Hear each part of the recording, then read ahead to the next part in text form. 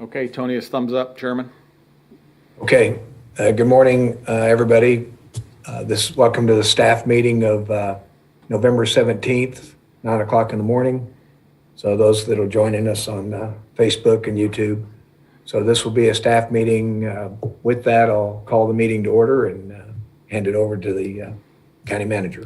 Thank you, Chairman. Good morning, Commissioners and all people watching. Today we have two items for staff discussion.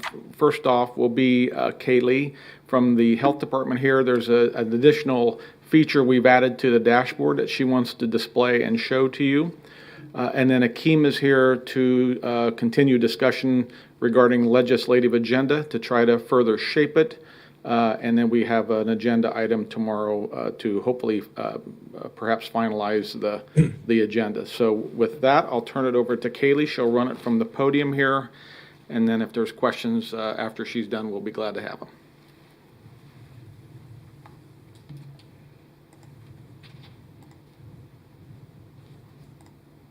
Hi, Kate. Good morning. Good morning, Commissioners. My name is Kaylee Hervey, and I am the Epidemiology and Data Branch Director for the Sedgwick County Health Department. And as Tom said, I am going to walk you through our brand new COVID-19 story map. So this story map is really just kind of a companion website to the COVID-19 metrics and to our data dashboard. And it allows for better visualization of our metrics and allows us to explain our COVID-19 data. You can access it by going to the same webpage as the metrics and the dashboard, and it's at the bottom of that webpage. Or you can also access it from the main Sedgwick County webpage by clicking on Explore COVID-19 Data. The story map does contain graphs for each of our metrics, except deaths, information on testing, case rates, trends and sources of exposure, and information about hospitalizations, age, schools, and clusters. It will be updated on a weekly basis on Wednesdays with data through the most recent complete week. And so when you first access the story map, this is what you're going to see.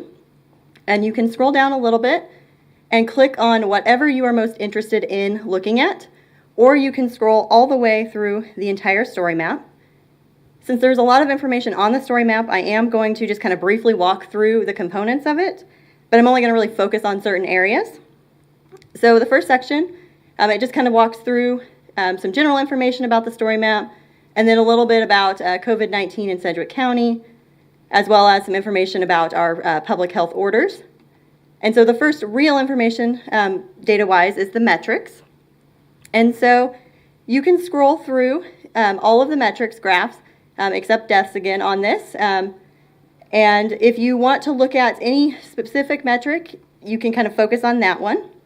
So I'm going to focus today just on figure 2, and they all kind of follow this same format. They're going to talk a little bit about what is on the graph.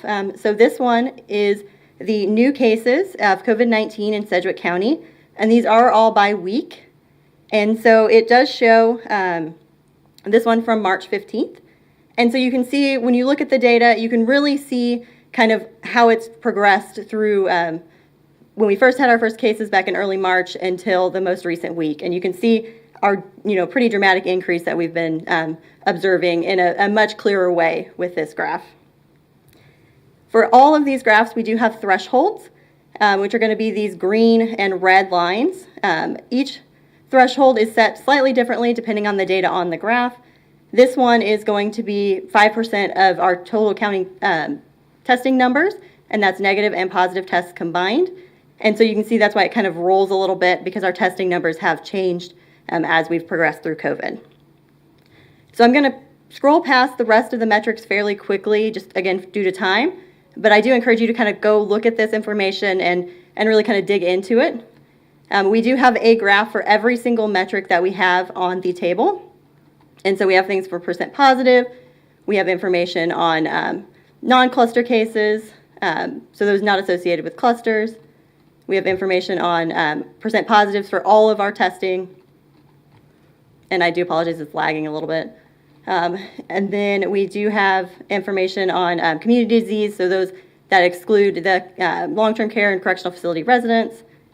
And each graph will have the percent positive and the rate for those.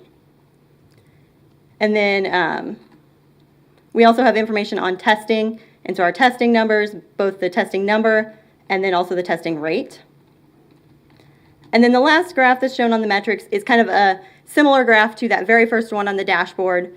And so it does show all testing, negative tests, and then also all of our positive tests with some kind of key indicators of what happened that maybe caused some of the changes. So the next information on the story map is about testing. And so we do have a figure. This figure is basically the same graph that's shown on the dashboard. It's the testing rate by Sedgwick County zip code, and so that's per 10,000 residents. But the new information that we have, if you scroll down a little bit more, is the case rate map. So right now on the dashboard, you can click on any zip code and it will show you the number of cases in that zip code. Well, this map shows all of them together, and again, it's a case rate per 10,000 residents by zip code. And so this is a little bit new information that residents can kind of see how cases are distributed a little bit easier in Sedgwick County. And then we also have added a slider figure. So with this one, you can click on the figure and you can go back and forth from the testing rate map to the case rate map. And so you can kind of compare them directly side by side. And really what we kind of want to highlight with this, certain zip codes such as 67230, you can see it's kind of middle of the road for cases, but when you scroll over, it's a little bit higher for testing. And so what we're trying to show is that just because there's a lot of testing doesn't necessarily equate to high case numbers, and kind of vice versa. And so there are more factors that impact cases than just the testing rate in a zip code. So the next section that we have on the dashboard, on the story map, covers exposures. And so this is, again, kind of a similar graph to what is shown on the dashboard, except this does break out the exposures by week. And so you can really see the shift in our exposures. We started out with some, a little bit more travel cases. That's kind of the blue. The orangish red is the confirmed close contact with a confirmed case. And so we had a lot of that at the beginning, but we're really starting to see a shift to some of the more person-to-person transmission, which means they got it from somewhere, obviously, but we don't have a confirmed contact to link them to. So it's basically just general community spread. And then as they go down, we've kind of shifted a little bit more into close contacts. And then you can see with our case numbers, a lot of these are still under investigation. So we are still determining where they could have gotten it from. So the next section is hospitalizations. So this very first table is the table that used to be on the dashboard prior to the information about hospitalizations that we have on there now. So this first row is going to show you the new hospitalizations in the most recent week. And then the information below that is going to be cumulative for the duration of COVID, so since March of 2020. And it also breaks the information out by those less than 60 years old and those over 60 years old. And really what the key thing to kind of highlight here is most of our cases are not hospitalized. Really a very small percentage, only 3% are being hospitalized. And so we do have a lot of cases, but they aren't super severe, thankfully. When you do look at the next figure, it shows kind of that same information, but it has broken it out by month. And so anyone in the red are those over age 60, and then the green are those less than age 60. And you can see we've had some peaks of hospitalizations kind of throughout throughout the pandemic. You can see that we had a big spike in April, primarily to those over age 60. We did have several large nursing home clusters at that time. And really overall, most of our cases who are hospitalized have been over age 60. So the next figure shows cumulative hospitalizations by month. And so this is by age, so a little bit better breakdown of ages. So, mostly 10-year increments, except for the younger 0 to 19, just because of small numbers. And again, that's why this one is cumulative, it's due to some small numbers in some of these age groupings. But you can see that primarily the people hospitalized are those over age 60, and they have consistently had the highest hospitalization rate. The next area on our story map is about clusters. So again, this graph is kind of similar to what is shown on the dashboard now, but gives a little bit more information. And so it does break out all of our clusters that we've had. Those in red are still considered active, and so those are the open clusters that we are still investigating and haven't had everyone recover for that 14-day period. And then the blue are the clusters that have closed. So you can see most of our clusters are in long-term care facilities, but we are starting to see an increase in some school clusters, and then we do have a few more in businesses that are open right now. We also are showing you the number of active cases right now in those clusters. And so this is what is currently active. So the graph on the dashboard has active and recovered. With this one, we're just focusing on what's active. And you can see that most of our active cases are in long-term care facilities. So the last section on the dashboard is the other statistics section. And so we've kind of added a few things in this area that might be of interest. So the first graph that we have are showing mass gatherings. So these are people that when our disease investigators call them and ask them where they could have been exposed, they mention that they attended some kind of large gathering. That can be anything from a party or a funeral, weddings, church. We kind of included all of those in here. And then we've broken it down by the type of activity, if they gave it. You can see most of these are kind of that gray color. And the reason behind that is most of the people who said they attended a gathering were not willing to really share where they went. They just answered, yes, I attended a large gathering. And you can see kind of with all of our cases, we're seeing that kind of steady increase in the number of people who have attended those. We also have information now about age and a little bit of age breakdown. So this is our case rate among ages by month. And so you can see really at that beginning of COVID, the highest age rate was kind of that 80 plus age range, which again was related to some of those nursing home clusters.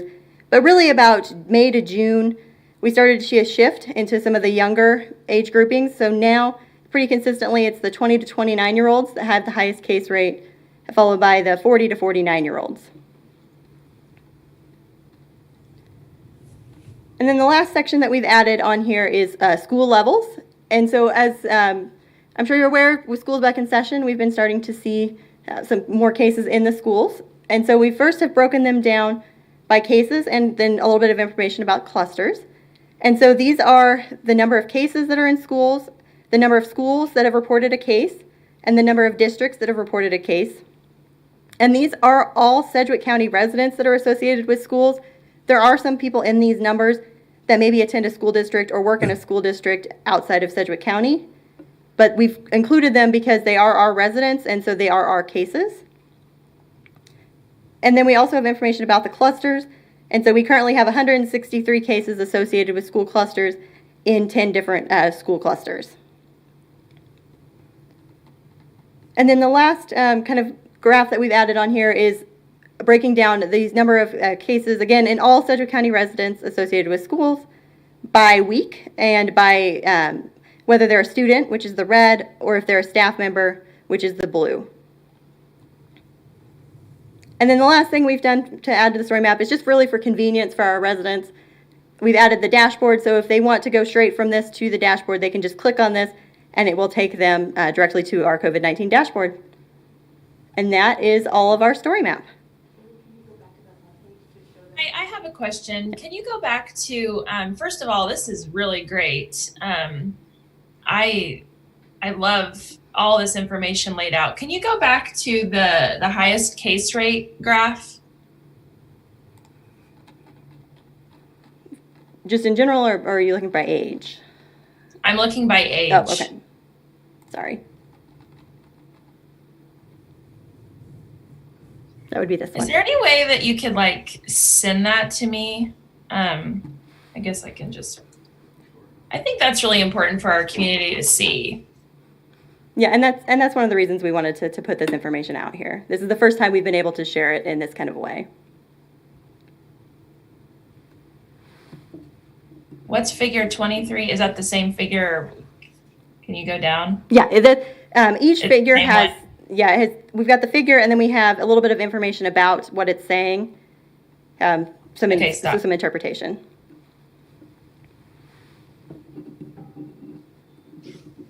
Okay, great. This is good info.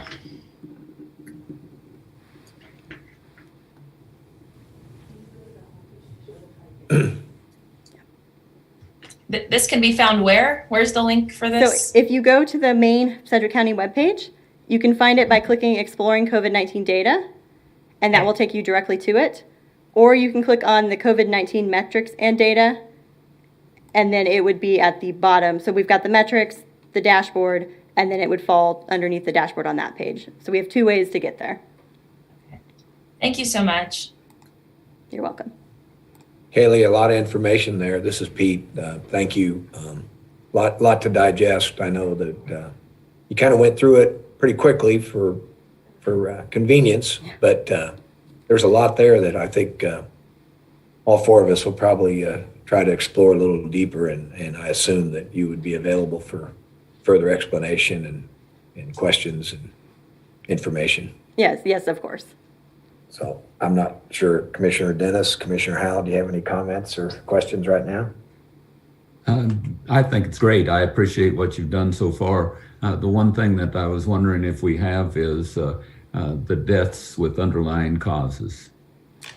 We do not have that information on this story map at this time. It's kind of ever evolving, so we'll look into seeing how we can get that information up there.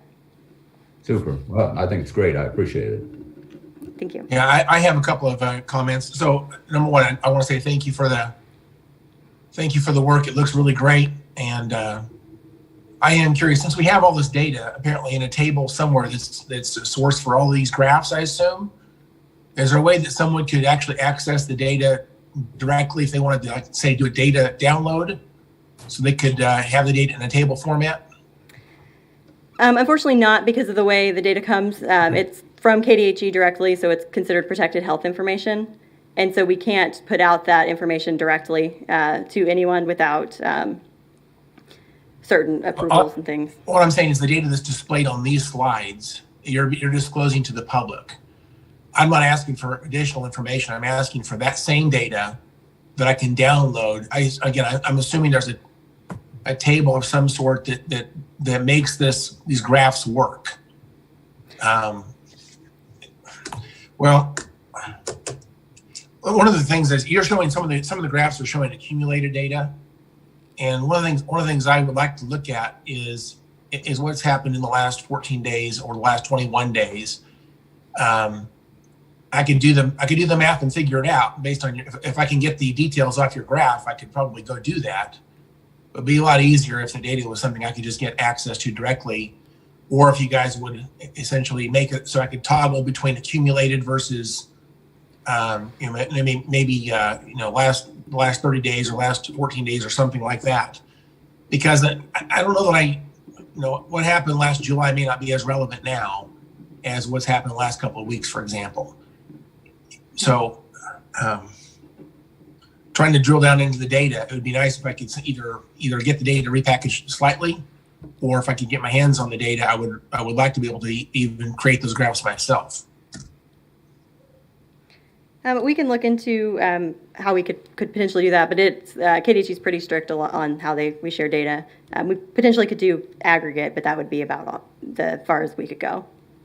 And again, just to clarify, I'm not asking for anything more than you've already shared. I'm just asking for it in a different format that I could actually manipulate the data that you're already sharing, manipulate the data in maybe different ways. So again, I want to say I appreciate the work. Obviously, there's some new things in here that I think are very valuable to us as policymakers to understand what's going on. So I appreciate the extra detail. I just wish that I could maybe get my hands on the detail on the data you're already sharing in a way that I can manipulate the data myself if I needed to. That's all I'm saying. Thank you. Okay, Commissioner Cruz, you got any more questions? No, I don't. I just really feel like this information, especially the age groups, I think, actually, could you go to clusters real fast? So where this business type cluster, is there, I feel like there's going to be a question maybe from the community that says, what are these businesses? Is this data anywhere or is this information that is confidential, or how are we handling this information? So this is basically the same information we've had on the dashboard kind of since we added the clusters to the dashboard. Our standard policy for businesses, we don't release information about the names of the business unless there's a risk to the general public. So if there was deemed to be a risk to the public, then we would release their name, work with them to put out a press release to notify the public of when they potentially could have been exposed. Otherwise, we try not to release that information for them. And then, thank you for that. So, and then could you go to the map real quick, the one that you slid across? I feel like we might receive some questions around the jail and long-term care facilities. Are those included on this map? They are. We did go ahead and include all of this is all cases. You can see that's why we put the clusters included number on there. So yeah, it includes all cases. Okay. At this time. We could break those out definitely and add a separate graph with those excluded, but this one does have them included. Okay. And then when do you expect another, how frequently are you guys going to update? This is a lot of information to update. We're going to update it weekly and on Wednesdays. So Wednesdays will be our weekly update for the most recent week. Okay. Thank you. No more questions from me. Okay. Thanks again. Is it Kaylee? Yes. Is that how you're saying it? Yep, Kaylee. All right. All right. Thank you, Kaylee. And appreciate all the work that you're doing on this. Thank you. I don't think there's any other questions. I don't believe. We'll shift gears then, Chairman. Akeem, let's talk about legislative agenda. This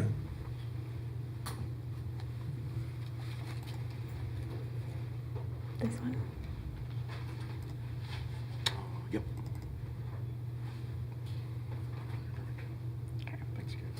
Do you see the legislative issues, or do I need to share a new screen? Tom, can you guys see the legislative Not yet. agenda? Okay, so Kate needs to probably share. Go ahead, Kate. Still have the dashboard, yeah.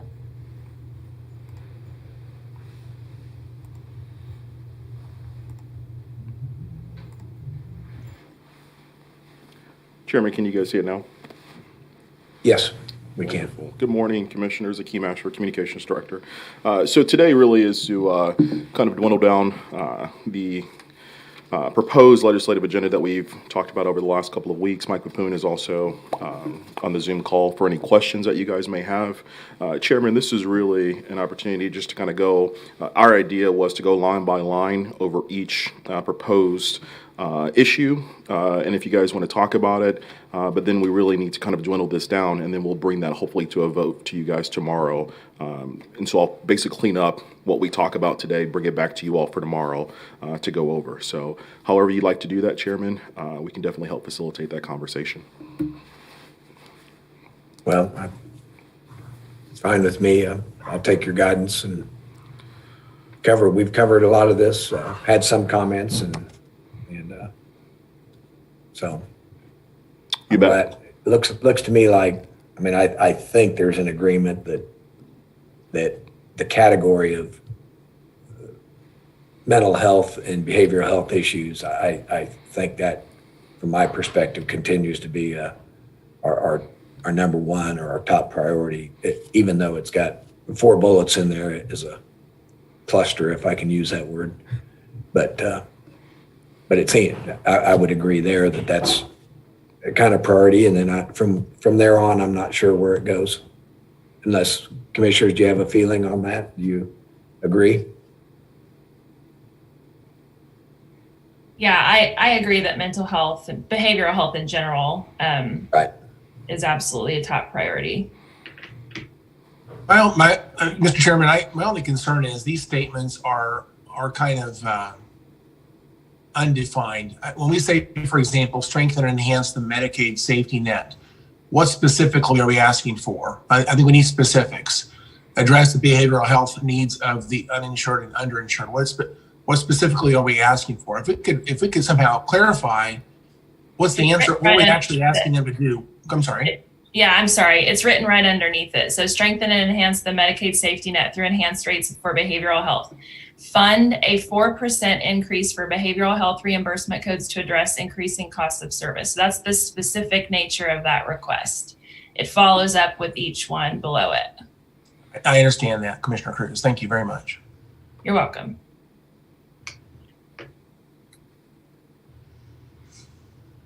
Okay. So number two, so I think we're all in agreement to number one. Number two, nuisance abatement authority for Sedgwick County. How does the commission feel about that one? And really, the idea here is to make it a main priority issue. Sorry, Chairman. Scroll that up, please. There you go. All right. And so we basically have to put these into main priority versus supporting agenda items. So that's kind of what we're trying to do here. So number two, nuisance abatement authority for Sedgwick County. So is the broadband access, do we feel like that could be a potential win? I mean, that's pretty important for the community as a whole. I mean, Commissioner Dennis, do you have any, I know that that's something you've been, can you weigh in, Commissioner Dennis? I can't see you on my screen. Yes, I strongly believe that supporting any kind of legislation that we can give for expansion of broadband in Sedgwick County is critical to not only our schools, but also businesses and private community that lives in rural areas. So that is an absolute critical step that we need to take. And Commissioner Cruz, also KAC is also have this on their legislative agenda. So this is a hot item for this upcoming session. So there is some support behind it.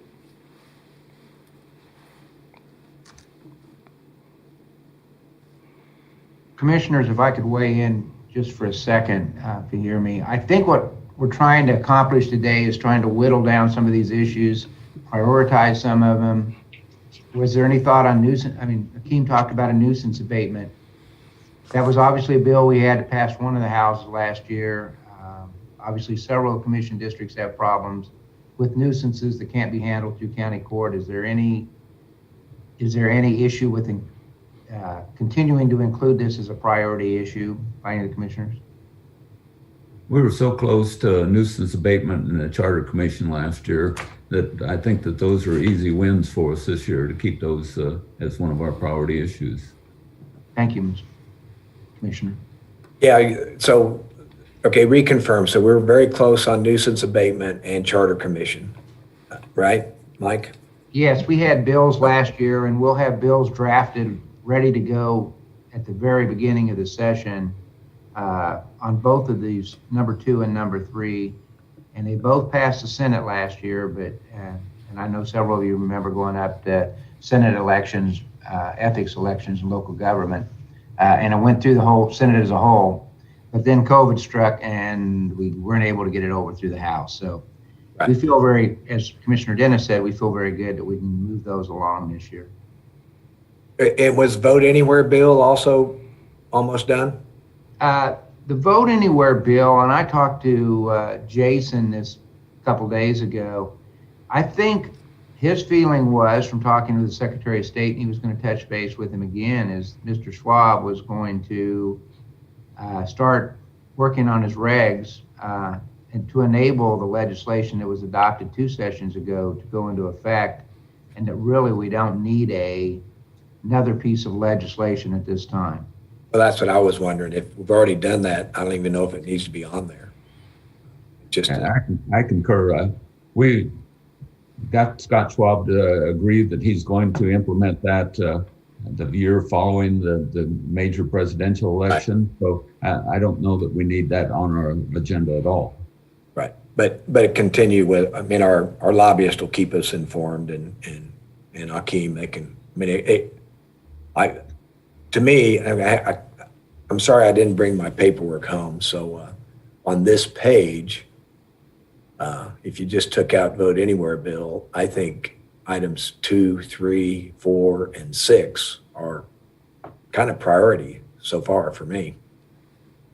obviously speedy trial is a new issue for us, but the other two, number 2's almost done, 3's almost done. 4 is got a lot of attention statewide, so we support it. And then 6 is kind of a new item that I would think would be a priority so far on this page. Sorry, I don't have, again, the remaining. I concur. And it's in your email, Commissioner, as well. I sent it yesterday to you all for review. So we're in agreement that 1, 2, 3, 5, and 6 are all priority issues. So far. Of course. Mhm. Yeah, 1, 2, I do 3. believe that 7, though, is pretty important, the suspended driver's license reform. We had Pilar Pedraza sent us out. I don't know if you received that, Akeem. I sent it to you. Yes, ma'am. She did a bunch of stories related to this. I don't know if you guys had a chance to look those over, but I think that's pretty important. I talked to Pilar Pedraza directly after our last discussion on this and told her that I could not understand the numbers that she was using. The numbers she had showing that we have a huge percentage of Sedgwick County that can't drive, and it's just not logical. So she was going to go back and try and get some more accurate numbers. I have not heard back from her, though. I would comment that I like, because it's kind of gray to me, but I like supporting the efforts of the Sheriff Association and the District Attorney Association as they address this item. I struggle with a suspended driver's license. If we endorse a suspended driver's license that ends up having a wreck with a true driver's license holder, be it a minor or major accident, I just have way more confidence with the Sheriff's Association and Mark and the District Attorneys Association in supporting whatever they're comfortable with. I'm not supportive of us just taking a lead on this, that we want to do that on our own to amend it. And Chairman, that could be a supportive item, a supportive item on the agenda. It doesn't have to be a main item. Well, until we really know what the scope of the problem is, I don't know that we want it on here at this point. I would support the sheriff and the DA if they want to do something with it, but I cannot believe the numbers. And until I actually see something that says that is a problem, I'm not supportive. Well, can I say something, Mr. Chairman? Sure. Yeah. So again, this is like the third year I've worked on this, and we've established these numbers numerous times. The Kansas Department of Revenue. Give me the numbers. I'm sorry, go ahead.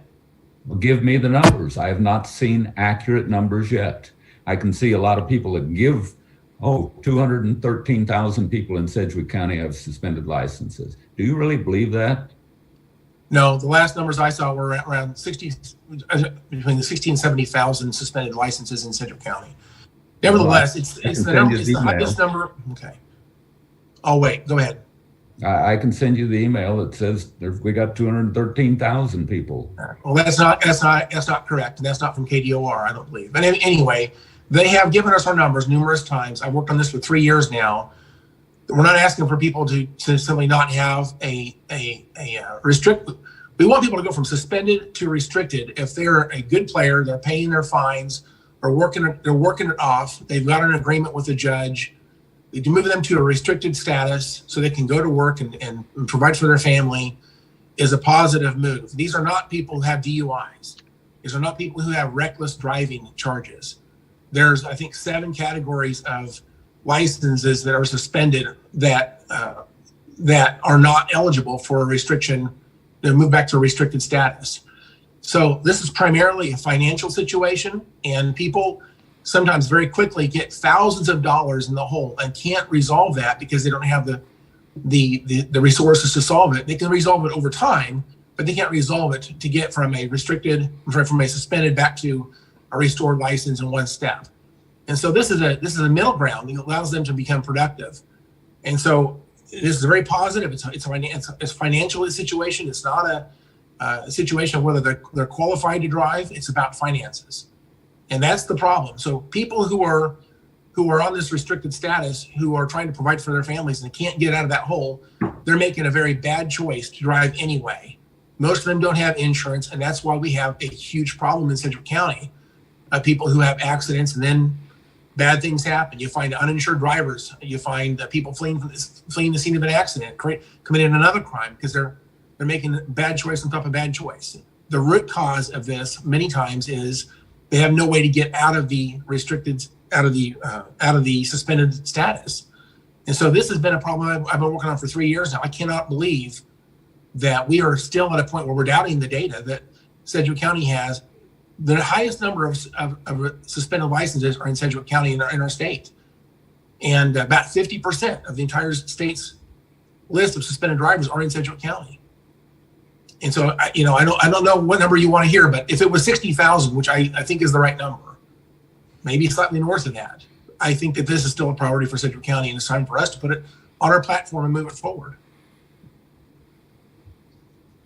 Commissioner Howell, I know this is passion for you, and you have been working on this a lot. I kind of concur with Commissioner Dennis that even if it's 60,000, that's a lot of suspended license. And I don't want to quote words, but if this is strictly financial and people can't get out of their obligation for a suspended driver's license, does that mean that they will the next day go to the local insurance company and buy insurance if they can't get this way? I mean, what assurance do we have that once they get a license, now they're going to have insurance also and everything's going to be all good if it's a financial burden anyway?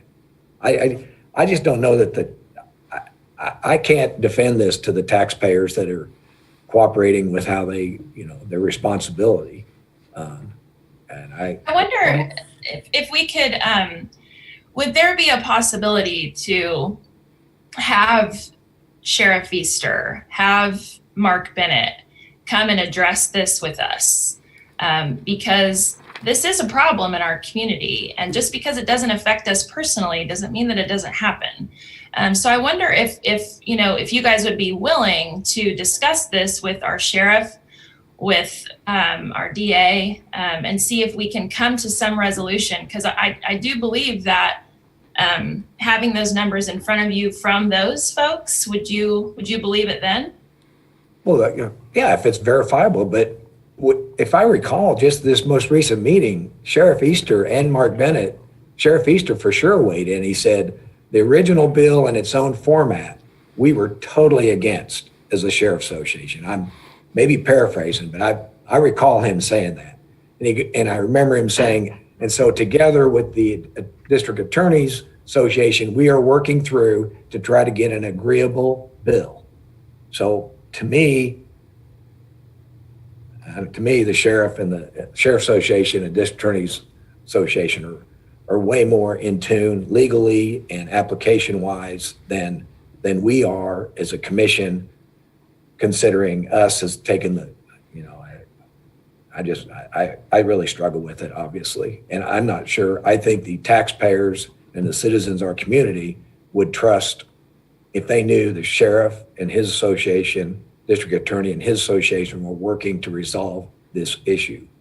I don't know that the public would be all that supportive if we said as a commission, hey, we're going to take the lead on this and push it down the road. I think though, if we do find that 50% of the folks in our community are driving on a suspended license, I think our taxpayers would want something done about that. So maybe so. If I could, what you just said was correct. We've had Sheriff Easter and Mark Bennett, District Attorney, weigh in on this. I can easily draft this with Akeem to support driver's license reform with the approval, with the support of the Kansas Sheriff's Association. Kansas Sheriff's Association already has weighed in on this and supports a bill essentially in the same form the Senate Bill 275 was towards the end of the session last year. I don't know if the District Attorneys Association is going to weigh in on this, but Mark Bennett has been on a task force addressing this issue. So certainly, I think we could support legislation that Mr. Bennett also supported. So we could revise this section to make it palatable in that way. Obviously, to get anything on the agenda right now with our numbers, we have to have 3 commissioners voting to put something on the platform and remove something. So, Well, let me just say that they may have had some differences of differences at the beginning of last year's session on the bill as it came into the committee, but they worked out those differences, and I believe that DA Bennett and Sheriff Easter both have said that they think that those differences have been worked out, and they're supportive of this. And by the way, there's been legislative meetings since last session on criminal justice reform, and this has been a topic of their discussion. I believe this is going to move forward, and I think that since Sedgwick County has the biggest problem in the state of Kansas, it makes sense for us to keep this on our list and lend our support to criminal justice reform with respect to suspended driver's licenses. The reality is, I think it's going to pass. I would rather be on board and show support to common sense legislation that's going to move forward anyway. And I'll just make the record: if we don't put this on the platform, I will still be in Topeka testifying in favor of this personally, regardless whether it's on our platform or not. Thank you. Okay. Well, I think it's in limbo. We can all get more information. Right now, it looks like 2 of us are not in favor of it. 2 of us are in favor of it. And Commissioner Howell, if you wanted to testify from your perspective, that's your prerogative, as you said. But until I have a better feeling, I don't want to step into the turf of the Sheriff Association and the District Attorney Association. It's my feeling. Okay, Chairman. Moving on to number 8, property tax bill.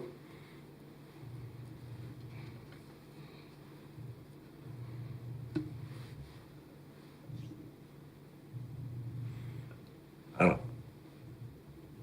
Can we just be silent on this? I mean, do we have to weigh in one way or another?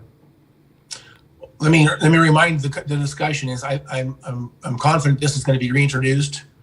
This is a bill that actually passed on to the governor last year that was ultimately vetoed, but I have no doubt that it's going to go back to the governor again this year, probably veto proof. But nevertheless, we said there's some issues with the bill as it was given to the governor. There's some things about workability, and if it's going to go through the process again, do we not want to identify those problems within the bill? For example, there's some date issues on the things that certain things have to happen on certain dates.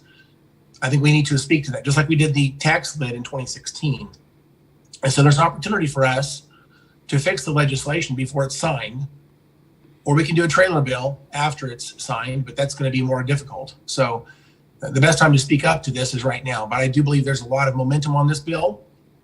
It passed last year all the way to the governor, and I know that's going to happen again this year.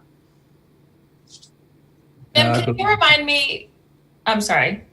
I believe we need to listen to Lindsay Poe-Rousseau on the changes that we need to make, and I think that we could get behind it if they incorporated some of the things that Lindsay has said on dates and sending out the postcards and so forth.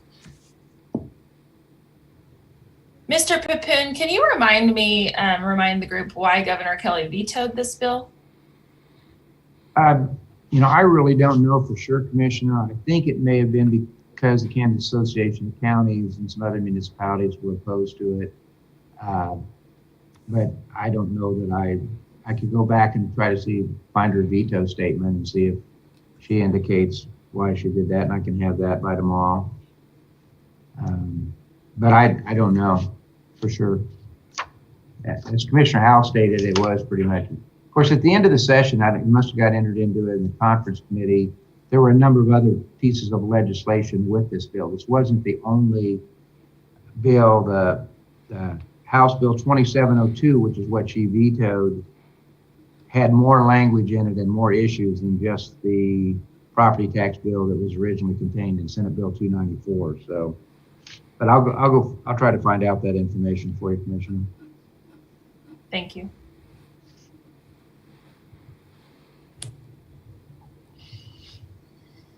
Okay, no more discussion on that. Item number 9, position on Medicaid expansion. My first comment is we don't weigh in either way on that. It's a state issue. It's not a county issue. So it's going to be a statewide thing anyway, one way or another, either if they expand or not. I think it drives in a lane that is not ours, is my personal feeling. Mr. Chairman, go ahead. All I said was I concur. I'll say this, that I think virtually every city and every county in the state of Kansas has this on their platform in one way or the other. The chamber does. I know that KAC does. And so there's a lot of organizations that are trying to lobby this issue back and forth. I think for us not to speak to it, we have 1/6 of our state's population in Sedgwick County. Once again, for us to be silent just says we don't have an opinion. And I think we should have an opinion. We talk about mental health. The $150 million that's going to be required on year 1 of Medicaid expansion could be used for mental health. There is truly a zero-sum game of dollars in the state legislature unless you want to raise taxes, and those dollars have only so many good things they can do. So we have to make a distinction. Is Medicaid expansion our priority, or is mental health our priority? If you say both, you're not going to get both. I think you need to pick one. The reality is that Medicaid expansion is going to cost a huge amount of money. It actually lengthens waiting lines. It actually pulls resources from elderly and disabled. And I think that the people who are benefiting from Medicaid expansion have other options. So I would rather see us use $150 million for mental health. And I think we ought to be very clear that Medicaid expansion actually is a negative to our state in terms of trying to solve the bigger priorities of our state. So I think we need to keep it on there, and we should be crisp on this because we're being drowned out by other people who are simply looking at this as free money, and they don't understand, I think, the competition of priorities that we ought to be looking at. Well, Commissioner Howell, with all due respect, I've heard you complain about people from other counties filling up our hospital systems. Medicaid expansion would allow rural hospitals to stay open that are now closing. We support in Sedgwick County a large number of people who are uninsured. When they come into our system, whether to our ER, our jail, or to our ComCare services, we're turning some people away, which it leads to higher crime rates, leads to more addiction problems. I believe that, to take a position against it really fills up space, because I don't believe that this commission is going to take that position. I mean, you can say that, read in here, expansion would increase eligibility for adults who make up 138% of the federal poverty level.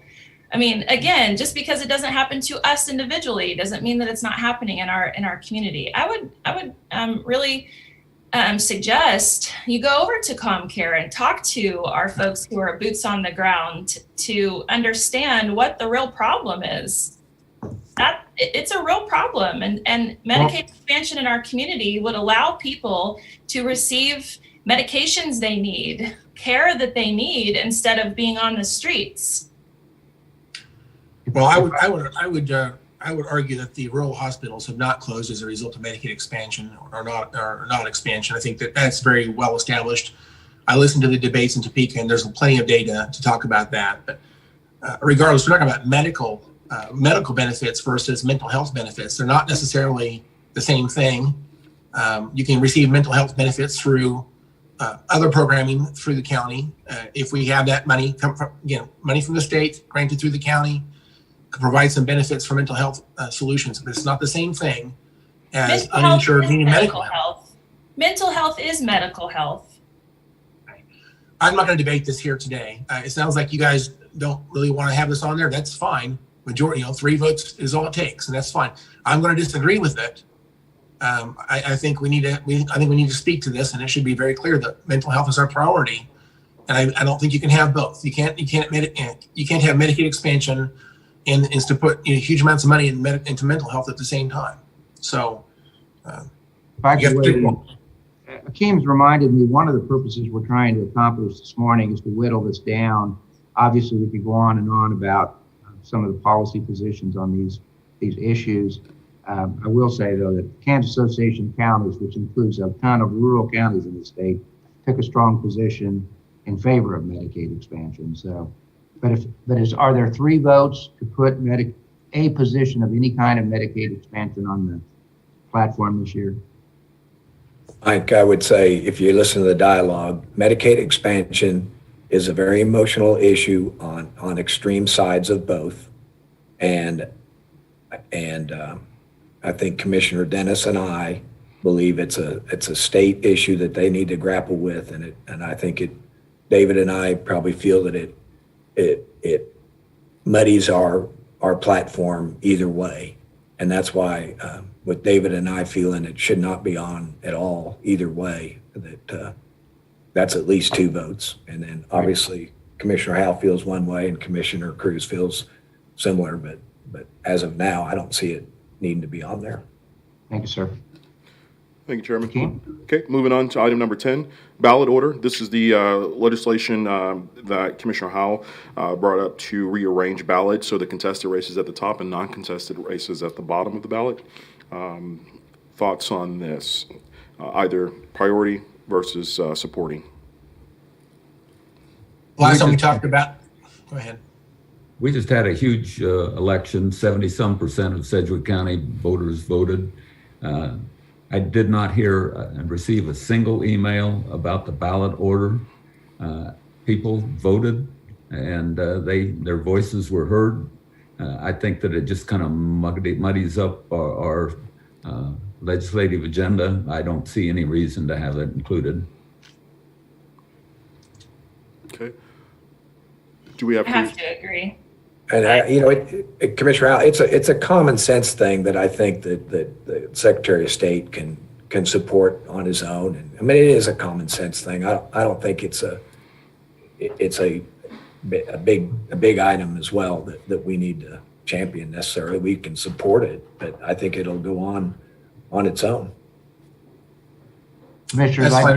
There were some questions last week regarding the why, and I did get the information about how many questions were on this last cycle's ballot, and how many of those races were actually contested. And again, I don't have the information right in front of me right this minute, but I believe there was 8 contested questions on the ballot, and there was like 32 or 34 items on that ballot that were uncontested. And so you get to the middle of that ballot, one of the very last things on the ballot, for example, was Sedgwick County Commission districts 2 and 3. You'd had to click through about 15 pages or so to get to the next contested race, and that's fine. But we had about a 7% or 8% drop off from people who voted at the top of the ballot versus people who voted at the bottom of the ballot. So it's one of those things where it's just an idea. It's worth exploring. And I don't know that it's a priority. Thank you. Commissioner Howell, I did talk with Jason Watkins earlier this week or the end of last week about this. He was going to talk with Scott Schwab and get his thoughts about it as well. So, and I believe Jason's going to be available tomorrow at the commission meeting, so he might be able to have some new information and weigh in on this. So.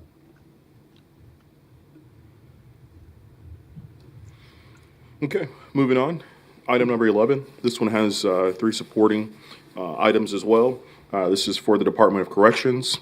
1, item A, executive realignment of Order 44. Monitor and oppose the renewal of the governor's 2020 proposal to restructure DCF, abolish the Department on Aging and Disabilities, and transfer functions of the Kansas Department of Corrections, Juvenile Services to a Kansas Department of Human Services. Item B, juvenile funding, monitor and oppose the sweeping of evidence based on juvenile programs funds from the Department of Corrections. There was an attempt in 2020 to sweep $44.3 million from this allotment. Sedgwick County Department of Corrections would likely lose as much as $1.6 million in program funding from such an action.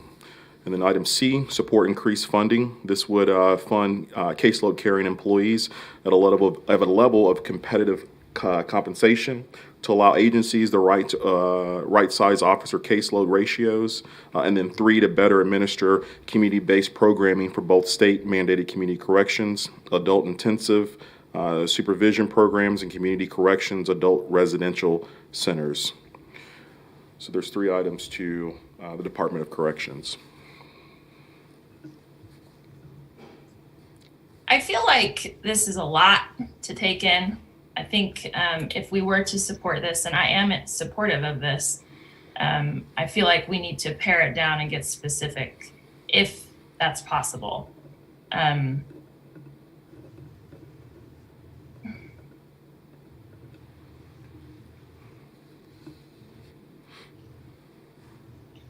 Commissioner, tend to agree. It's a lot there.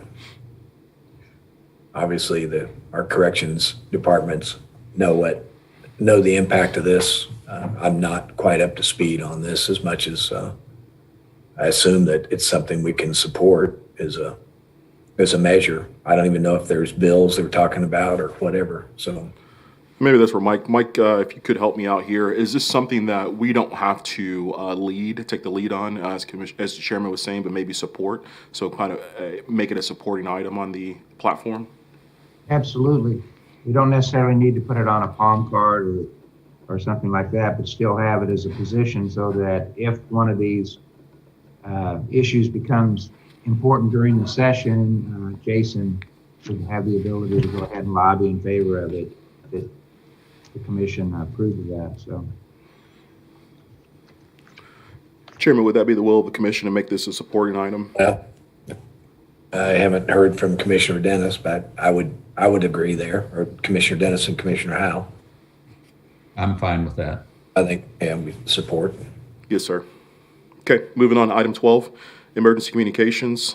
This was the support legislation reclassifying 911 communications dispatchers to first responders. Again, this could be a supporting item since there will be a bill. Laura did speak to you all, and there was some other things that needed to happen before this actually moved in the legislation next year, but definitely could be a supporting item if you guys so choose. I had to drop off last time because I had another meeting that I had to go to, so I did never get the explanation, so I don't know anything at all about this issue.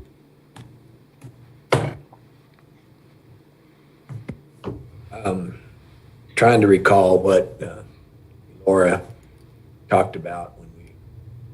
It was mainly, the basic gist of it is 911 communications dispatchers are not considered first responders right now. So let's just say COVID hits, we're talking about vaccines, and first responders are going to be the first ones to get vaccines, or they're going to be in the list. But 911 dispatchers aren't considered first responders, although we consider them first responders. They are first responders, but I guess it's not, they're not classified as such. So she's asking for us to support that they would be classified as a first responder.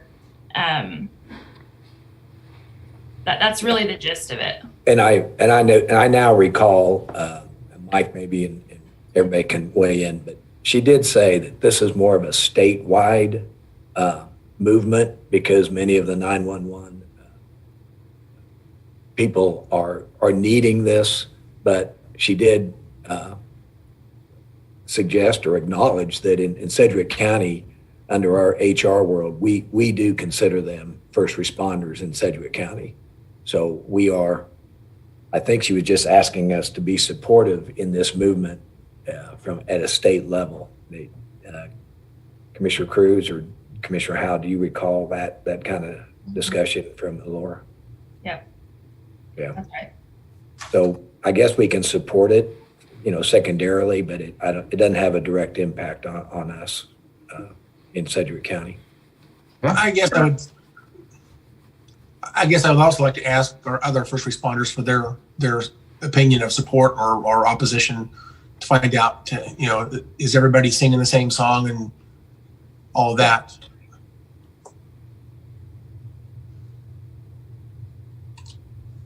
Chairman Meitzner, this is Sheena in Sheena. Human Resources. Good morning. Thanks for joining. Yes, I might also add, Alora brought up benefits as well. And so in a conversation I had with her, another thing that might be considered is their actual retirement benefits as a first responder. So there might be some expiration if they stay under the CAPERS legislation or if they would go to KPNF as designated first responders. Sheena, you totally confused me. Re-explain that. Yeah. In our retirement benefits, we have CAPERS and KPNF, and our KPNF is for designated first responders. Okay. And some communication I've had with Alora, depending on this designation as first responders, that might have an impact with them as well. But I would have to have further exploration with that. It'd be positive for them to be first responders in that retirement system versus CAPERS? Is that what you're saying? It would be, yeah. Chairman, this is Rusty Leeds.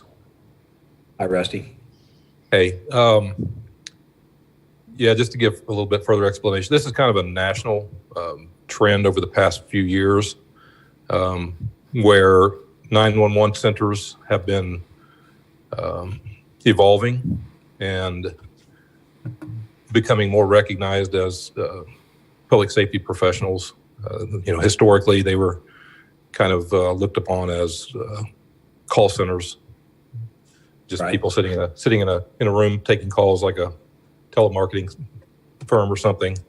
And they've become more professionalized nationally, better training standards, and just more involved in the first or the public safety realm as first responders. They are, they're the first ones to take those crisis calls, and a lot of times they're the lifeline until a medic or a firefighter or a policeman can arrive on scene. And so this has been a national trend for municipalities and in some instances at the state level through state legislation to recognize the professional nature of what 911 call centers and their personnel do, and to recognize them as first responders legislatively. Sometimes that translates into what Sheena described. Over time, they are elevated into a retirement system equivalent to what first responders, police, fire, and EMS receive. And then as first responders, there's potential for other perks that go along with that as far as pay and benefits. Potentially. So right now it's very early in the stage here in Kansas, and the professional organizations that are involved with this, they haven't worked out all the details, or they're working towards some type of legislation, but like Laura said last week, the form is not set in stone yet, and they realize that trying to move to a CAPERS, from CAPERS to a KPNF would be an unfunded mandate for a lot of governmental bodies that run these call centers. So I don't think that they're going to push that far this time. They want to get in legislation that recognizes 911 call centers and their employees as first responders, and then the rest would evolve over time probably. So if that helps at all. So is there a fiscal note attached to this for both the county, Sedgwick County, and for the state? What is the cost to both of those organizations? Currently, there's no cost. Like I said, this is early stage discussion about recognizing them as first responders legislatively, and currently there's no funding and there's no cost associated with that pending legislation. But you just said that pay and benefits may change, and that's a fiscal responsibility of Sedgwick County. Rusty, I'm on the line if I may speak. I don't mean to interrupt you, but Yep. I would say that the groundwork is being laid now for a potential future cost. There would not be any cost at this point for the way that they are wanting to approach this, and that redefinition would just more clearly define 911 dispatchers as first responders, and some of these parameters that have been coming out in relation to COVID, who is eligible for what types of relief, or like I said, vaccinations, things like that. But I know that the full intent of the industry across the nation is to include dispatchers in things such as KPNF retirement, to have them recognized both in name and in compensation as first responders. So what that would cost would be dependent on where we are in the KPNF retirement system when we get to that point, where we are as far as employee count when we get to that point. But that would not be anything that would be happening this year or the intent of the legislation for this cycle. But I guess my concern is we as commissioners sitting today do not want to obligate commissioners in the future to something that we don't know. Sure. Yeah, and right now we are not even with a redefinition of dispatchers as first responders happens, even if that passes, there would have to be a reworking of the KPNF legislation to allow for dispatchers to be a part of that retirement system. And so it wouldn't obligate you to anything in this being passed now in the flavor that it's being proposed. And that's part of where we are so ahead of this in this conversation, and I can't even tell you what the legislation is going to look like. It's still being drafted. We still don't know that we have a legislator that's going to support this. We have some that are interested, and as soon as I have anything more definite in that to give you, I will be giving it to you. But at this point, there's nothing, there's no mandate that would be coming down that's going to cost the county anything at this point. Hey, Laura, can I ask, I'm respectful to your leadership and your department. And when Commissioner Cruz and I were first serving, we had to understand an increase in a fee on cell phone bills to help support stuff. And obviously we did that, and I think we succeeded, if I recall. Correct. So is this a deal where, in your opinion, I'm supportive of what you're talking about, but do we need to support it now, or do you want to let it cook a little bit and come to us when we need to support it more visibly? And I'm okay either way. I just want to see how. Without knowing what the legislation is going to say, it's hard to answer that. And that's, again, I wanted to put this on your radar as we're talking legislative issues, because I would be remiss not to do so, but it's hard to answer that until it's actually drafted. I think I would like the support now in that I face recruitment issues, I face retention issues. These are all issues that I've spoken to each of you ad nauseum about. Yeah. And so part of that, is tied to compensation. Part of that is tied to retirement, but part of that is tied just to the lack of recognition for the job that's being done in the communications center, not by you guys as commissioners, but in the community and in nationwide, of not recognizing us beyond administrative secretarial work.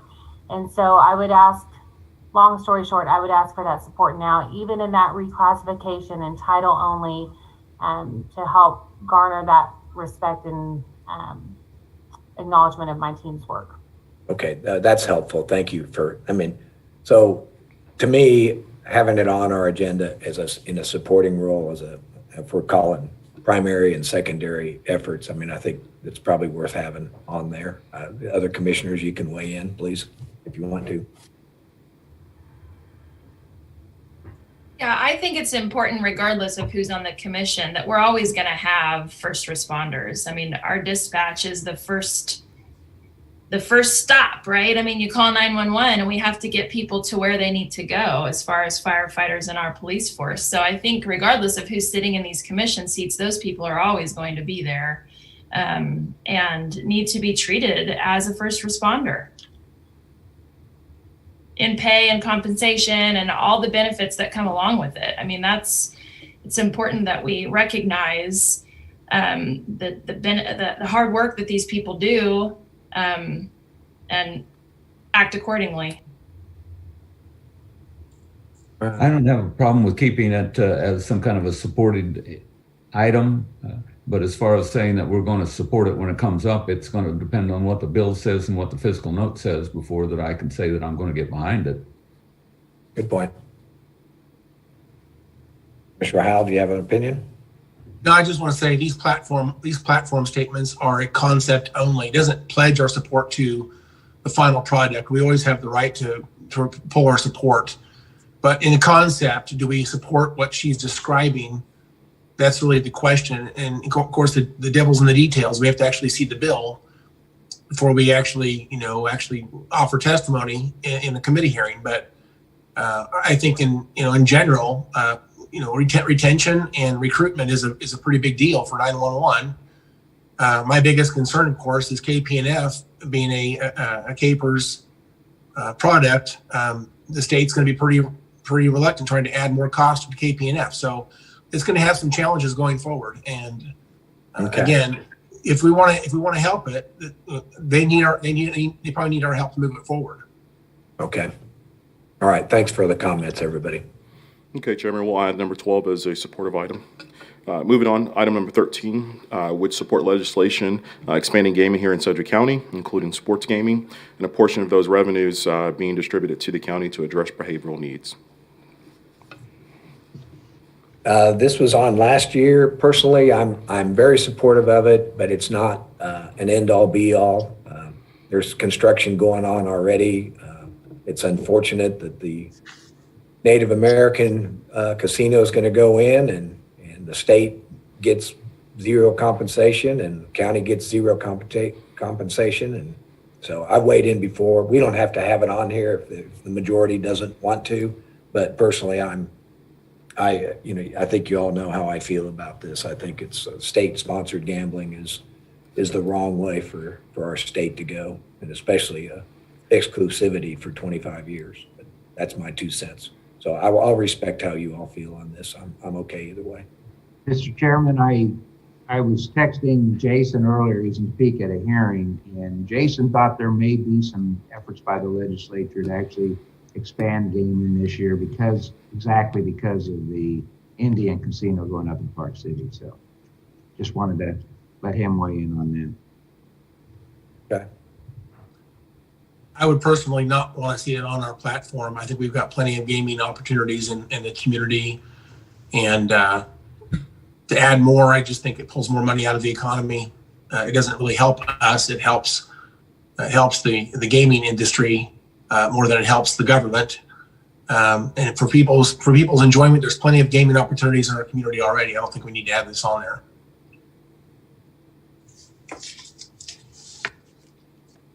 Items 13 and 17 are kind of related in some ways because both of them ask for the funds to go towards behavioral health.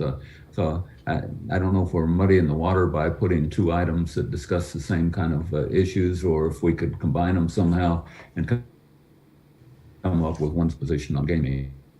Commissioner Dennis, you make a good point. Maybe there can be a sentence added to number 17 that says, if expanded, we support going into this gambling and addiction fund area. Well, I think that number 17 is a lot to unpack on its own. And I think that that's a fund that's already it's already there. And so adding on anything else to it only complicates an already complicated matter. Okay. My opinion. Yeah, I respect that. So I would have to say that what number is it? I can't see it. Yeah, scroll back down. Number 13 and number 13, 17. I would support removing 13, but keeping 17. That's fine. I think once it gets into if what our lobbyist is telling us is happening, if that's in the works, then we as a group or individually, as Commissioner Howell may individually do some things, we could individually be involved or not. I'm okay with taking that out. Okay, Chairman. Moving on, item number 14, domestic violence. Support legislation aimed at reducing recidivism in domestic violence offenders by requiring first-time offenders to participate in the Kansas Battery Prevention Program, so long as the legislation does not create an unfunded mandate for local governments. So Mike Papoon, have you had any conversations with our lobbyist about this? No, Commissioner, and I'm not sure what specific bill that he would even be able to address on this. Probably the more important discussion would be at the city of Wichita, or just putting something in here saying we support this legislation or any legislation such as this, so long as is also supported by the city of Wichita, because obviously they're the big player here for domestic violence, and we don't want to probably take a side on an issue that would be contrary to what they're trying to accomplish across the street.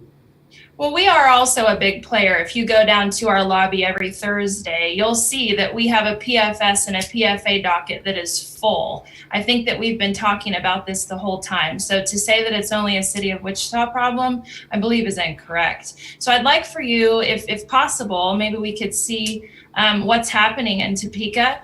If you're having constant conversations with our lobbyist, I'd like for him to weigh in on this if that's possible. Okay, I'll let him know, and he'll be here in person or on phone tomorrow, and he can address them. Thank you. Any more discussion on item 14? Okay, moving on to item 15, scrap metal database. Support efforts by the Kansas Attorney General's Office to adequately fund and maintain a scrap metal database as required by the Scrap Metal Theft Reduction Act adopted in 2015. There's already a law that says that this is in place. It's just that the legislature doesn't have the funding in order to fund this database. So I don't know why we would even get involved in it. Yeah, I take Mark Bennett's lead. He's done a great job on this. I don't think we need to have that on our agenda at this point. Okay. Unless Bennett thinks we need to. With all due respect, I disagree. This is one of those issues where the legislation created the database opportunity, but it's never been funded. It's never been a priority in terms of funding from the legislature. It's not a huge amount of money, but they need to provide enough funding to get the database active, and they've not done that. And so metal theft is still a huge issue in Sedgwick County. Our farmers, talk about catalytic converters, Commissioner Dennis, you're pretty much aware of that one, I think. People stealing catalytic converters and stealing farm, stuff off the pivot watering systems. I'll just tell you that I think that the baseball stadium out on Ridge Road or whatever, I think they had wiring stolen off their lighting systems. The reality is this is a huge problem still, and until you find that database, we don't actually. It's almost like as if the legislation doesn't exist. And we've been fighting this since 2013. I just think it's not a huge problem for Sedgwick County. It's actually not a huge amount of money, but if we don't have a statewide funding for the database, that solution doesn't really work.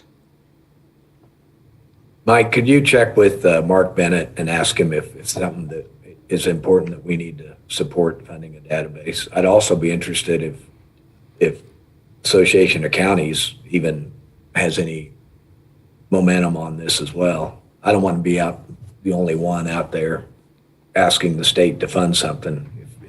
If Mark needs it and if a decent amount of counties, I would think the farm equipment that you refer to, Commissioner Howell, is a valid concern, and maybe there's momentum going to fund this and we can join in that. I'm okay with that. But if we're all by ourselves. And Mr. Chairman, when I talked to the sheriff and the district attorney about this, the sheriff didn't think that this was a pressing issue, wasn't recommending that it be on our platform. The district attorney echoed some of what Commissioner Howell had mentioned, and I think he still thinks it's an important issue and will be more important as the price of scrap metal goes up. But he understands realistically that it's something that the legislature has to support with funding, and they have a lot of other pressing issues. But in his ideal world, it would be great if they would fund the Attorney General scrap metal database. But that's kind of where they're coming from. Okay. Okay. Item number 16 would support legislation to create a state loan repayment program for those employed by ComCare in the Health Department. This is pretty vital because we have folks who come as professionals just out of school. They work for us for a couple of years and then they leave because they can get their loans forgiven other places. I think we're all aware that we don't pay as much as everyone else. And so we have a real problem retaining folks just simply because of pay. If we had an opportunity to help our employees in a different way as far as loan forgiveness, I think that would be important and a good way to retain employees. Is this an item that has momentum at the state level? Or does our lobbyist know? This is an item that Mr. Kaufman brought to our attention last year. He might be able to explain it.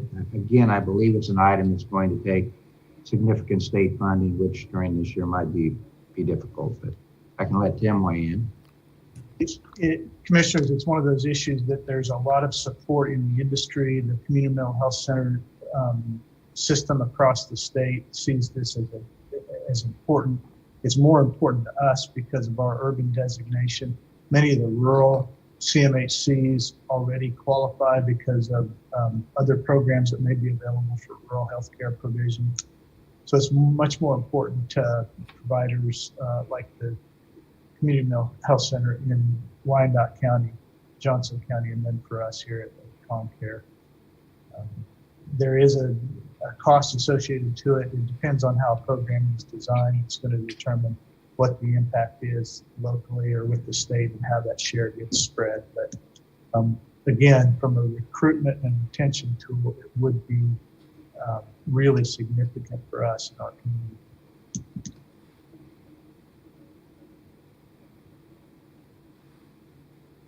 But do we have to say, if we do a loan forgiveness, do we have to identify in that ComCare or Sedgwick County Health Department, or can we endorse a loan forgiveness as it relates to these professional services overall? I don't know that, Commissioner Howe, you've been up there. I don't know if we have one item that's just for Sedgwick County Health Department and ComCare, do the other legislators even care to help Sedgwick County, or should it be a more broad-based sentence that supports, as you said, Tim, if some other population centers are in favor of it as well? I can assure you that this is either going to be statewide or it's not going to pass. You're exactly right, Mr. Chairman. They're not going to pass a benefit to solve a problem inside Sedgwick County only. They just don't do that. Okay. If we maybe change the language to talk about licensed healthcare, right, behavioral healthcare providers, that would certainly be more palatable. Yeah, I think so. I don't mind supporting it if it has momentum that way, but I think what we just talked about would be what I would prefer. Okay, Chairman, see that as a supporting item. Item number 17, we've already talked about. Moving on to item, let's see, Department of Corrections. Let me scroll down here. Oops. No, I don't know that we fully. It's on there twice. Oh, yep, Yeah, it's on there twice. Okay. Has 17 been vetted? Mike, I believe so. I believe that was a supporting item. Okay. We got rid of 13 in favor for 17. Okay. Well, we can certainly pare this down and bring it back tomorrow with Jason Watkins there and have hopefully get a consensus from all of you and have a final platform completed very shortly after that. Have we talked to our partners at City of Wichita, the Chamber of Commerce, those other organizations that we had as partners last year? We have not yet, Commissioner Dennis, and I was going to bring that up. Plus, and before we talk about that, Mike, the goal tomorrow, it's going to lay out the landscape here a little bit. The goal tomorrow is to have commissioners vote on this, what we call the first rendition of the agenda. We do have a new commissioner coming on board, and it seems like in years past when we have a commissioner or two new that comes in, that it is possible to go back and tweak the agenda a bit. Mike or Akeem, do you want to talk about that, or am I misremembering what we did a couple years ago? No, I think you're right, Tom. I think, and commissioners, especially ones that have been in the legislature, understand that this is kind of a living document, and our platform positions are going to change constantly during the legislative session. But the platform that we adopt and will be handing out to legislatures will probably precede the new commissioner coming in at least on January the 11th. Maybe not, unless she's appointed earlier. But so obviously with a new 5 commissioners, and there'll be issues coming up in the session next spring, or next winter and next spring, that we will be reacting on a daily basis and change. But we need to adopt something in the next week or so to start having Tony work on and be able to hand out to legislators as they before the session begins. And to answer Commissioner Dennis's comment too, I talked with Jason Watkins, who also obviously represents the chamber. I think transportation is going to be, some form of transportation language is going to be their number one priority, and support of the comprehensive transportation plan. The city of Wichita is going to have a workshop on this coming Tuesday to begin discussing their agenda. And I was going to try to get a copy of one of their drafts so we could get an idea of what their priority is going to be, but they don't have that as of this time. So We Commissioner Dennis, we historically, and I think as chairman you were part of that, we generally will have a meeting with the chamber and the city as they flesh their documents out and kind of look for similarities of what all 3 organizations are wanting, and then somehow denote that on our platform that we have an agreement across. But as Mike mentioned, I don't think the city's is quite mature.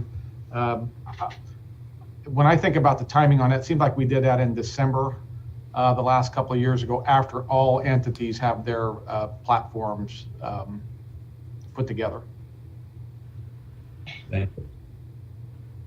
Thank you, Commissioner Dennis, for saying that, because it does help to be on nearly similar pages. Obviously, priorities can be in other orders, depending on the chamber and the city's preference, but it is helpful to make sure that we're not in disagreement on stuff, for sure. Can we go down to the very bottom, the joint statement?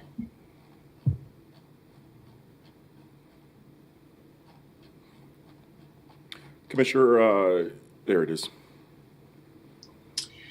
So I don't know if this is something that we're going to, I know that we were just kind of talking about this, but we have, when we talk about transportation, we have on our agenda tomorrow a transportation $1.7 million, I believe, with Department of Aging, talking about transportation. And so, but that only includes rural communities. And so I'd like to figure out a way to have a joint partner statement that includes the other areas of our county. I mean, I understand and I'm fully aware that the city of Wichita is the largest city in our county, but we have a whole slew of other cities in our county that are important, especially when it comes to transportation, considering that we have a program that only helps the rural areas. So I'd like for us to consider our other cities when talking about a joint partner statement and not leave them out. That's exactly what we do with WAMPO and with the Transportation Coalition through the chamber. So that is where this statement comes up with a comprehensive state transportation program. Right, but what we're saying here is region, including Wichita Chamber of Commerce and City of Wichita. I believe that it's important for us to make statement about the other communities as well. Are you saying that the Wichita Chamber of Commerce incorporates everybody else? Is that what you're saying? Saying that the Transportation Coalition and WAMPO does. And well, that's not listed here. Maybe isn't it called the Greater Wichita Chamber of Commerce? that the official name of their organization?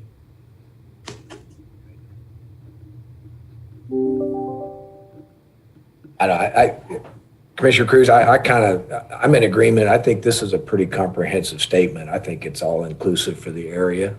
Sedgwick County means everybody in Sedgwick County works closely, supports. It's just my personal feeling.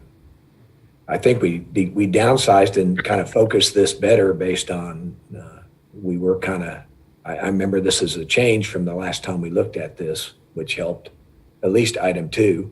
We keep behavioral health as number 1, which is good, transportation second, and workforce third. Seems pretty good to me. But there's, I guess, if you want it, I don't know how you incorporate a message that says Sedgwick County. You got City of Wichita and the 19 other cities in Sedgwick County. But, some of the cities, they don't even have a... Important to understand that we do have more than just the City of Wichita. That's what I'm trying to explain. Apparently, I'm not doing a good enough job for people to understand.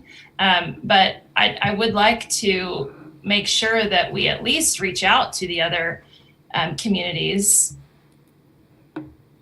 I think last time we also included REAP, didn't we, on this, and the workforce development folks. So I don't know if this is exactly what the wording is we had last time, but I seem to recall that we had REAP, which also is a regional area. That's true, Commissioner Dennis. We did, particularly on the workforce development side of that too. Chairman, I'm trying to, I think it is a greater Wichita Chamber of Commerce. We'll go with Gary, and I get the conversation here. Maybe this is something if we could just get a little bit of time between now and tomorrow, we can clean this up a little bit. And I honestly think that this portion of the platform probably will have to wait until the other, until Wichita and the Chamber are done. I have no problem reaching out to other governments around the area as well, or do that through REAP, as Commissioner Dennis has suggested, and we can try to clean that up and make that a good joint partner statement. I don't think that has to be voted on tomorrow necessarily.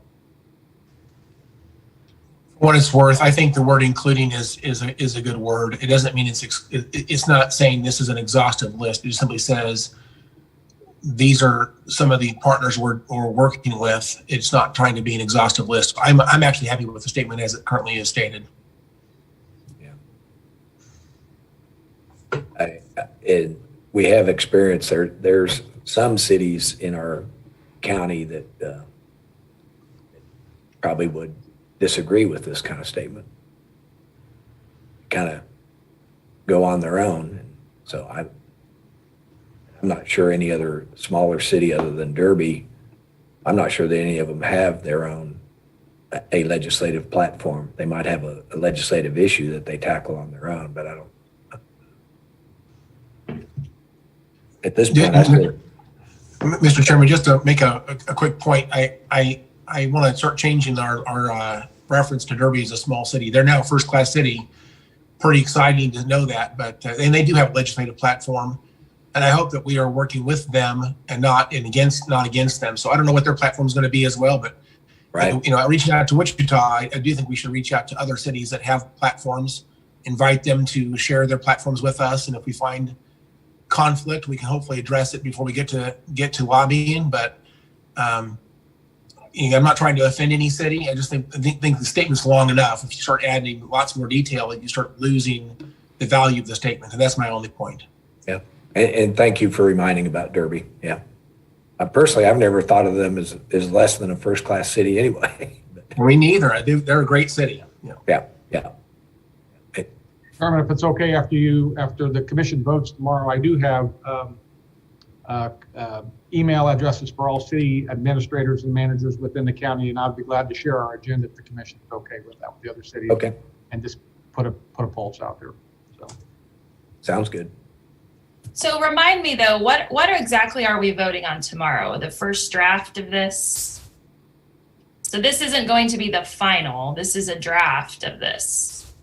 Mike, I'll let you have a shot, but I see this as a draft tomorrow that we will have Tony begin to place onto a format that the commission will help us with. But essentially, we did the card last year. It becomes pretty final, but understanding that as a new commissioner comes on, potentially that there could be minor tweaks to it. I don't think that the commission would want to see major tweaks to this agenda. So to answer your question, Commissioner Cruz, this is a somewhat final document which could have some slight modifications in the future. Mike, you want to weigh in on that?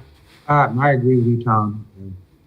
But I would hope we could adopt something in final form by December 2nd, which gives us 2 weeks from tomorrow, I believe. Would agree with what you just said, Tom. We've churned through this a lot, and I think tomorrow will be a nearly final, if not a final, directive until something happens between now and January. And in January, we need to tweak a little more. We find information from our lobbyists that needs to be addressed, and other key people, like we talked before, sheriff, district attorney. Our new commissioner, we need to Right, make sure that we understand we have another commissioner coming, which might is specifically for a couple of these that are 2-2 votes. I think it's important that we understand her voice matters in this, and we should give her an opportunity to use it. Well, respectfully, I agree. And that's what we've referenced, that in January, when she comes on board, things can be tweaked and whatever. Okay, I just wanted to make sure we were kind of all on the same page with that. Mr. Chairman, I agree with all the comments being made. I would just say there's a lot of value in passing this tomorrow or whenever we can get through this next step. Not saying it won't change in the future, but I'll just say that November and December for legislators is a whirlwind. You can take out Thanksgiving and Christmas, but there's a lot of bills being written and pre-drafted and pre-filed. Committee assignments are being made. It's time to start lobbying. You can't start in January. You kind of have to start in November and December to move your legislation forward if you're going to be successful in a short session. And so we've got to get started now. And passing this now is important. And if it changes later, that's totally fine. I think that we have to be fluid, as I think Mike Papoon said earlier. But passing this now helps us start identifying points of contact and start lobbying those legislators and building those relationships and working on the legislation. There's a lot of work to do, and it starts as soon as we pass the platform.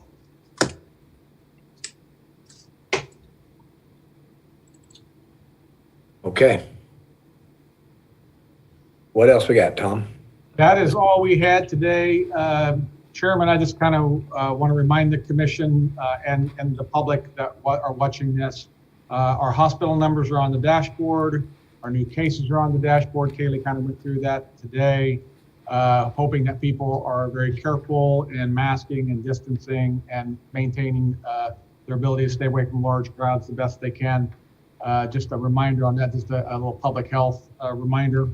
And then we have a meeting tomorrow where we'll be discussing some CARES issues. Potentially, could this be a receive and file? Lindsay and I will flesh that out today, and some other normal agenda items for tomorrow's commission meeting. That's all we had, sir. Okay, and Tom, can you and or Kate or communications, Commissioner Howell and I were talking briefly after the canvassing yesterday, and we were trying to remember how many more meetings we have, special meetings and this and that. Can you, and I know it's all tentative, but I know we have some special meeting dates and times. Can you remind all the commission between now through the end of the year? I think. Kate, we do have that down to a number. Kate, do you have access to yours? If not, commissioners, I'll get it out to you. I know we do have, we had talked through that. Tom, we're getting that pulled up right now, and we'll have that shared. If we can share it to make sure all of our calendars are good. I think that we have taken the liberty to block your calendars, the chairman. We'll be glad to go over it. So. Okay, all right. Well, maybe Commissioner Howell, maybe me and yours discussion yesterday was for naught. So anyway, okay. Akeem, do we have anything? Kate, do we have it yet? No, she doesn't have it yet, manager. We'll We'll put it That's out right. tomorrow at the beginning of the meeting, Chairman. Kate will cover it right at the front end of the meeting tomorrow, just so everybody's on the same page. Okay, all right. Thank you. Any other comments, questions from the commission? Okay, being none, then we'll adjourn and we will see everybody. Are we Zooming tomorrow or I guess? Chairman, we can talk offline about that. I think Okay. we have the ability to go either way. I'll leave it up to the will of the commission. I'll be in contact with all of you later today. Okay, all right, that'll be helpful. And I agree, we either are all in or all Zoom. Either way. I'm okay with showing up personally, but it's either way, whatever the will is. All right, thank you. Okay. All right, we'll keep in touch. See everybody tomorrow. Thank you.